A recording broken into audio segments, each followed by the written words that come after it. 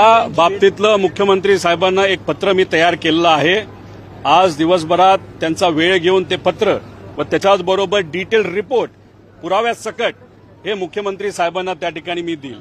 सगळेच विषय मुख्यमंत्री साहेबांच्या लेवलला सुटतील असं नाही, कारण का सीआयडी हे मुख्यमंत्री साहेबांच्या अंतर्गत विषय येत असतो। सीआयडीला महाराष्ट्रामध्ये तपास करता येतो, परवानगी तो इतर ठिकाणी सुद्धा करू शकतो, पण त्यांना एअरपोर्ट अथॉरिटीची परवानगी लागते, बऱ्याच काही गोष्टी लागतात। सीबीआयकडनं तपास केला जाईल असं ते सांगतात, पण सीबीआयच्या बाबतीत तपासला परवानगी देणारे जे होम मिनिस्टर साहेब अमित शहाजी आहेत त्यांना ऑलरेडी हे रिपोर्ट आम्ही पाठवलेले आहेत। तिथं असणारे सिव्हिल एव्हिएशन मंत्रालय यांना आम्ही रिपोर्ट तिथं पाठवलेले आहेत।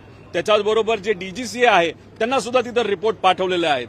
पण महाराष्ट्रातले अनेक सत्तेतले काही मंत्री सांगत आहेत की प्रेझेंटेशन घेण्यापेक्षा मुख्यमंत्री साहेबांना तुम्ही रिपोर्ट द्या, तर हे रिपोर्ट आधीही मी देणार होतो आणि आताही त्या ठिकाणी आज अधिवेशनाला आलोच आहे, पहिला दिवस आहे, तर हे रिपोर्ट सर्व हे मुख्यमंत्री साहेबांना देतील। पण मी एक गोष्ट सर्वांना सांगतोय आणि सरकारमधल्या लोकांना सांगतोय, जी माहिती आतापर्यंत दिली ती कदाचित फक्त 20 ते 30% आहे, 70% माहिती आम्ही मागे ठेवलेली आहे। त्यामुळे जर तपास योग्य पद्धतीने होत नसेल आणि त्याच्यामध्ये जर काळबेरं झालं, हे फार सरकारला महागात पडू शकतं। त्यामुळे आम्हाला इथं राजकारण करायचं नाही। आमची विनंती एवढी आहे, प्रायमरी रिपोर्ट जो 2 दिवसामध्ये येत आहे तो योग्य पद्धतीचाच त्या ठिकाणी असावा आणि ब्लॅक बॉक्सचा फोटो हा आमच्याकडे आलेला आहे, तो कसा आहे, किती जळला याचे डिटेल सुद्धा आमच्याकडे आलेले आहेत। पण आम्ही वाट बघतोय की केंद्रीय एव्हिएशन मंत्रालय या बाबतीत कसा तपास करते, काय करते। त्याच्याचबरोबर श्वेता सिंग बद्दलची पण बरीच माहिती, त्यांच्यावर कशा कंप्लेंट केलेल्या आहेत,